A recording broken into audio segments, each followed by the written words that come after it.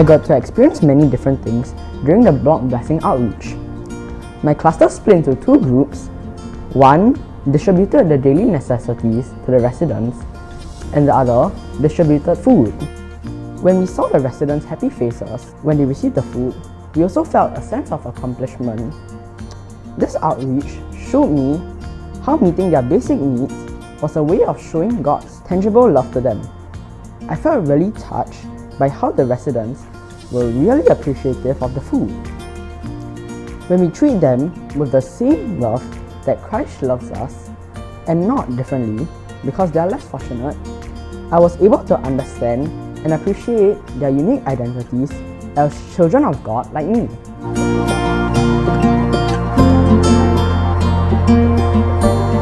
Before going for the outreach, we tried to identify the needs of the people who we were going to meet and understood why we should help them. We went to meet people who are homeless and rough sleepers. We bonded with them by listening to them and talking with them. The experience is one that I thank God for. I was impacted by how willing they are to talk to us and share about themselves. They were very friendly. At first, I thought they would be closed off. Upon reaching the venue, instead of us going to them, they came to us. They were willing to be vulnerable and were very happy just seeing us there. I realized that they are not very different from us despite being in different circumstances. I would really like to talk and bond with them more. The verse Matthew chapter 25 verse 40, the king will reply, "Truly I tell you, whatever you did for one of the least of these brothers and sisters of mine, you did for me." Shared during the briefing really impacted me both when planning and after the outreach. My dad, who was not a believer, joined us in the outreach. I was surprised that he wanted to come. After the outreach, he talked more about Christianity. It wasn't me who started conversations about it but him. That was a real win for me, and it let me know that God was working.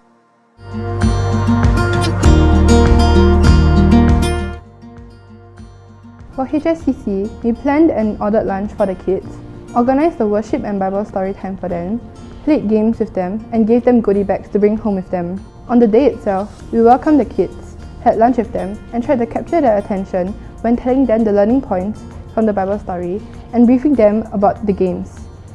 We spent many late nights texting, discussing, and fine-tuning the activities and the flow of the program, and Good AM was becoming more frequent in our texts. There was a lot of information to sort out and remember, but everyone did really well with it.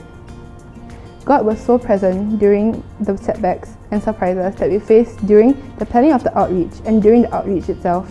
One setback we had was the bandanas. We had difficulty allocating bandanas and almost did not have enough for everyone, but God provided and we had more than enough on the day itself. It was very tiring but worth it. When we saw how happy the kids were when experiencing the outreach, we worked so hard planning for them. We had to keep in mind that we were not doing this for the sake of doing it, but to glorify God. And that really spurred us on.